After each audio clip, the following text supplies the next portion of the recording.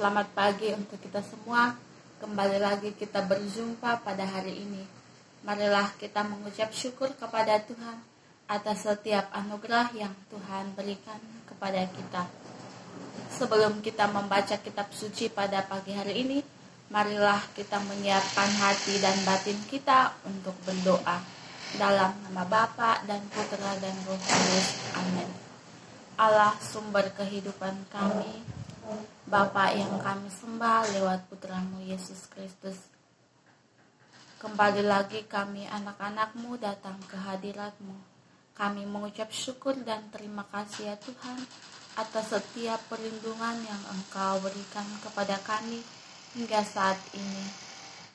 Tak lupa juga ya Tuhan untuk nafas kehidupan. Ya Tuhan, kami menyadari bahwa setiap apa yang kami lakukan ada yang tidak berkenan di hadirat-Mu.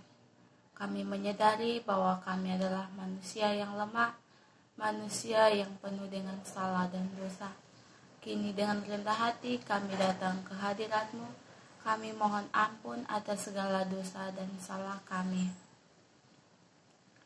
Doa taubat Tuhan yang Maha Rahim, aku menyesal atas dosa-dosaku, sebab patut aku Engkau hukum terutama, sebab aku telah mengira Engkau yang Maha Murah dan Maha Baik bagiku.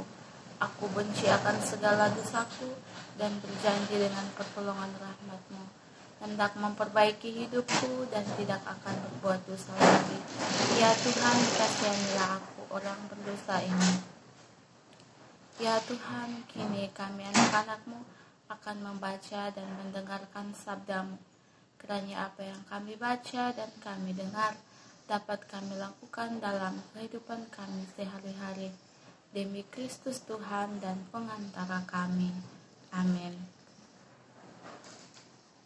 Bacaan diambil dari Injil Matius bab 6 ayat 1 sampai ayat 6, dilanjutkan ayat 16 sampai ayat 18.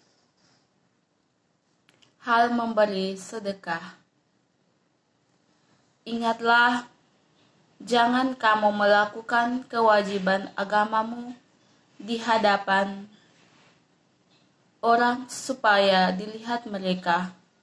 Karena jika demikian, kamu tidak beroleh upah dari Bapa-Mu yang di sorga. Jadi apabila engkau memberi sedekah, janganlah engkau mencanangkan hal itu seperti yang dilakukan orang munafik di rumah-rumah ibadat dan di lorong-lorong, supaya mereka dipuji orang. Aku berkata kepadamu, sesungguhnya mereka sudah mendapat upahnya. Tetapi jika engkau memberi sedekah, janganlah diketahui tangan kirimu apa yang diperbuat tangan kananmu.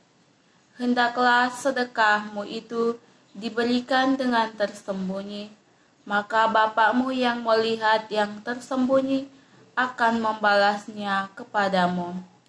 Dan apabila kamu berdoa, janganlah berdoa seperti orang munafik. Mereka suka mengucapkan doa dengan berdiri dalam rumah-rumah ibadat dan pada tikungan-tikungan jalan raya, supaya mereka dilihat orang. Aku berkata kepadamu, sesungguhnya mereka sudah mendapat upahnya.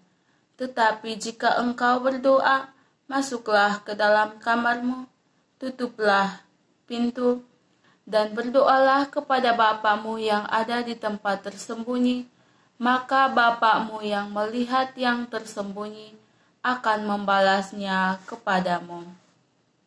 Dan apabila kamu berpuasa, janganlah muram mukamu seperti orang munafik.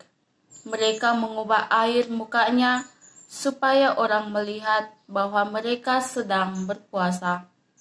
Aku berkata kepadamu, sesungguhnya mereka sudah mendapat upahnya. Tetapi apabila engkau berpuasa, minyakilah kepalamu dan cucilah mukamu, supaya jangan dilihat oleh orang bahwa engkau sedang berpuasa, melainkan hanya oleh Bapa-Mu yang ada di tempat tersembunyi. Maka Bapakmu yang melihat yang tersembunyi akan membalasnya kepadamu.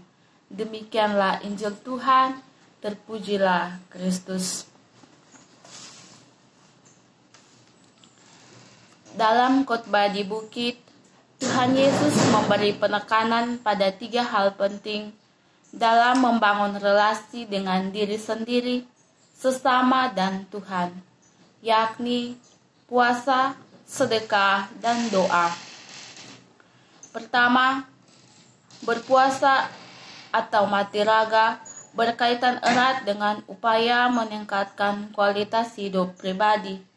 Berpuasa dan bermati raga merupakan kesempatan bagi kita untuk mengolah diri dengan mematikan virus egoisme dan kecenderungan badania yang tidak sejalan dengan nilai-nilai keimanan. Praktik berpuasa juga menekankan bahwa tubuh kita itu mulia karena Roh Tuhan bersemayam memberikan nafas kehidupan. Yang kedua, bersedekah atau derma. Bersedekah menurut setiap orang untuk keluar dari dirinya dan menjumpai orang lain sebagai sesama.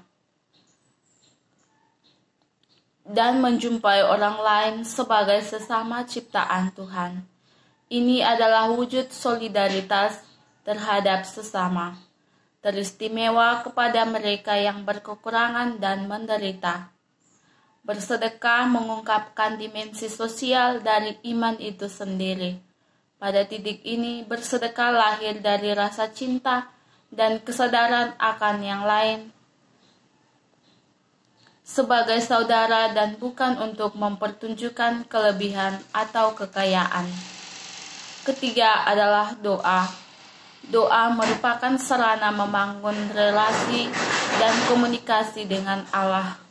Dengan berdoa, manusia senantiasa berjumpa dan mengalami kasih Allah. Melalui doa, manusia senantiasa membuka diri terhadap Allah dan membiarkan Roh Allah senantiasa berkarya dalam dirinya.